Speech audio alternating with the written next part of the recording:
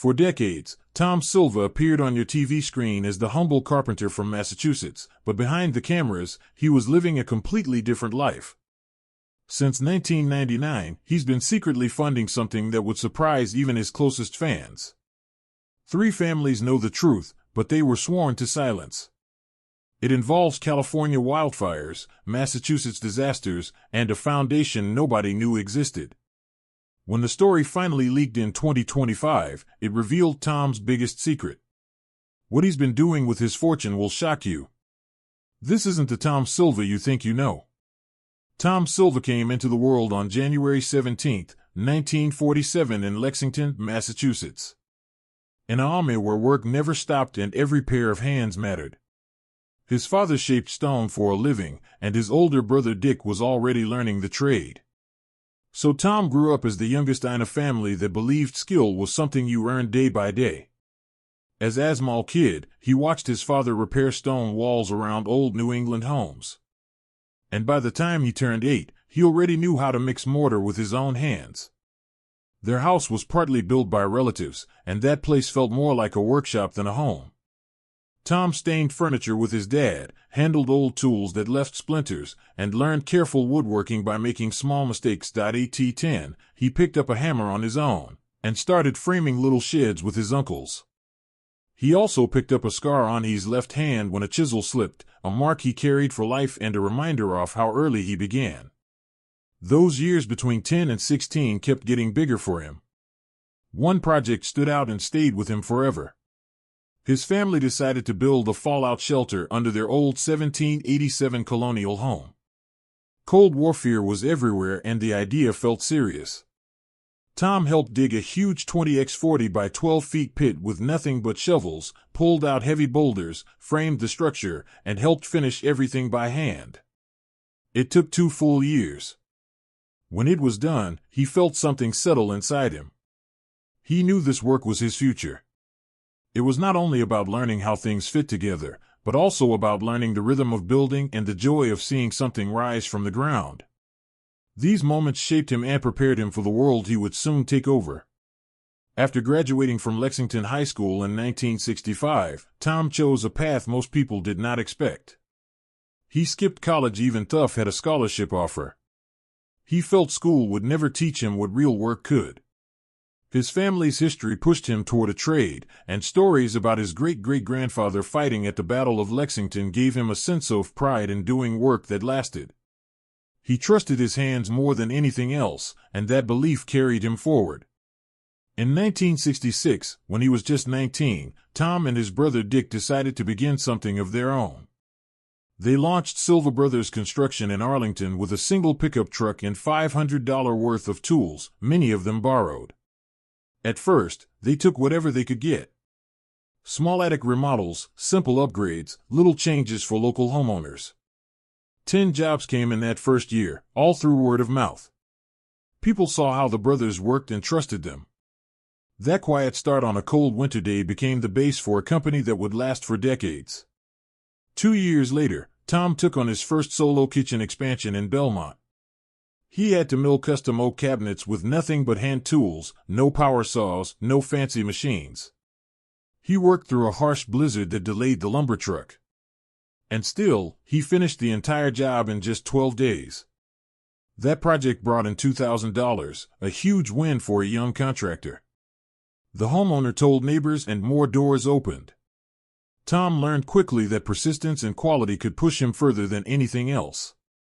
By 1970, Silva Brothers began roofing work, and Tom introduced a technique using old barnwood as a base for shingles.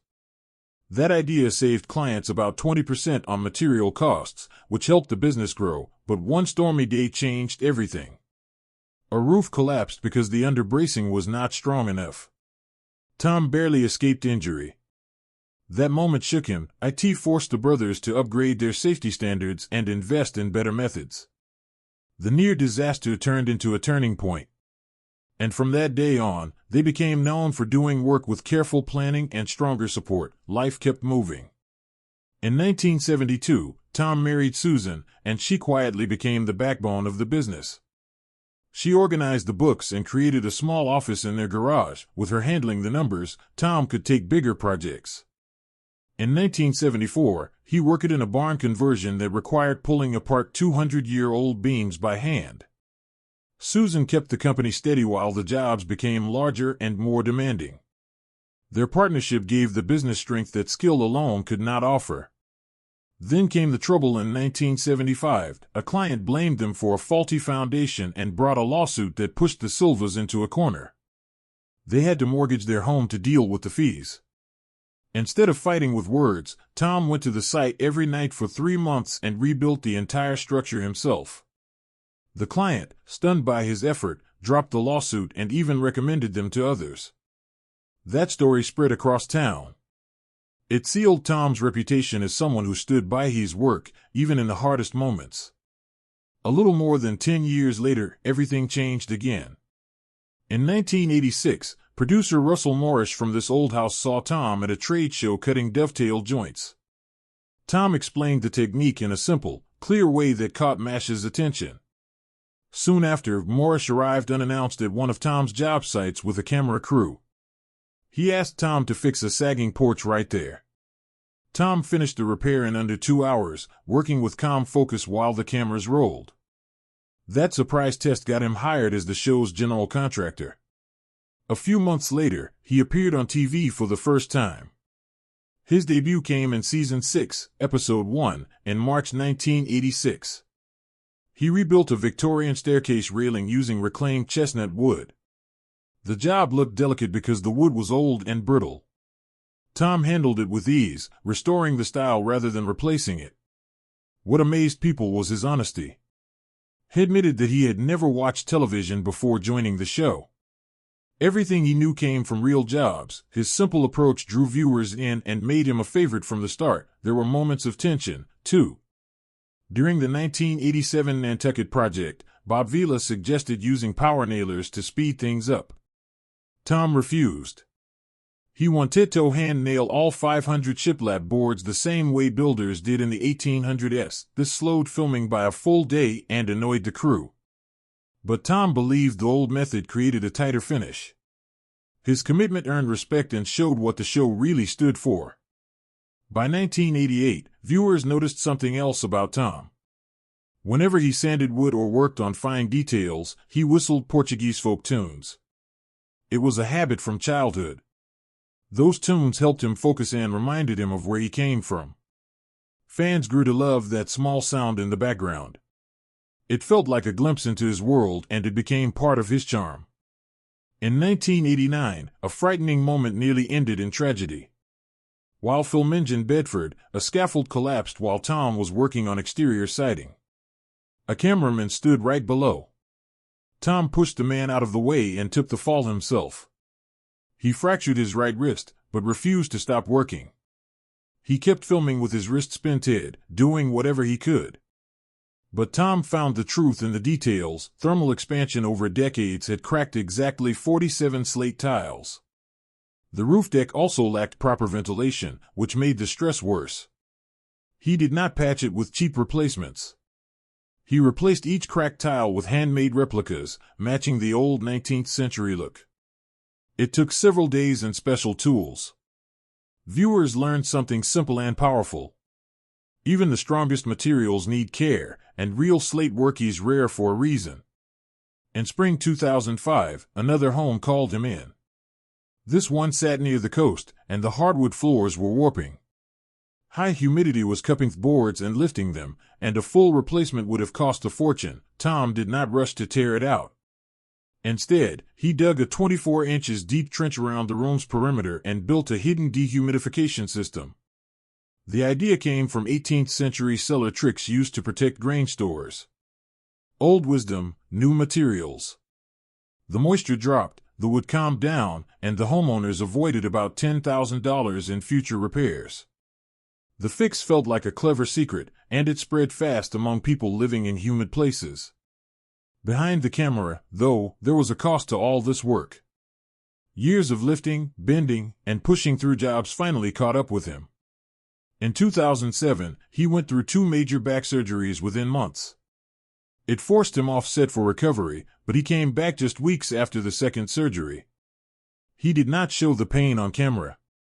The crew changed schedules, and he used braces and careful positioning to keep demonstrating the same techniques. That comeback was later shown in a behind-the-scenes special, and it reminded every viewer that the trade is not only about skill. It is about endurance, and the body pays for every good job you see.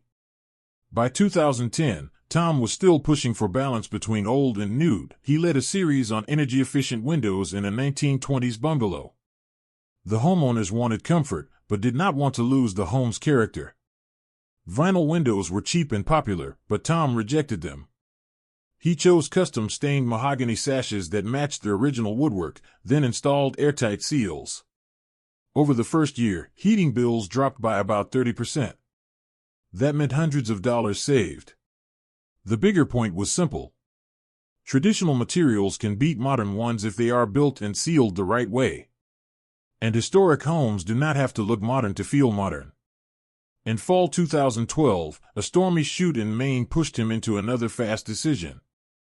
A house was at risk of water damage, and the storm was already on top of them. Tom built a quick-fix gutter system using recycled copper flashing.